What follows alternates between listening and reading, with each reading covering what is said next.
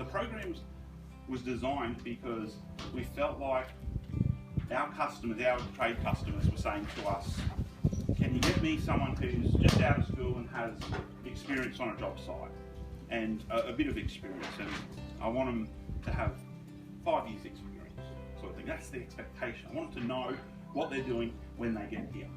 Working on a construction site would be so much more desirable for our trade customers, and that's why we started it. The first house, so we get a huge amount of support, and really we do this for our region's young people, to make sure that they get the start that will enable them to at least have a little bit of experience to determine, is this something they want to do? Do they want to be a tradesperson? Do they want to work in a trade? And if not, that's fine. That's no problem at all.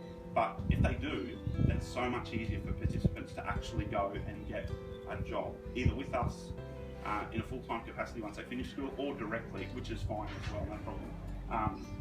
Because they can say they worked on a site, they can show photos and pictures, they can actually link back to our website to say, look, this is what I did and I did these bits, and that travels so far when young people are being interviewed or questioned about their intention in the trade or about their experience. And to be able to do that when you are 16, 17, actually is a huge stepping stone to getting in and starting a successful career.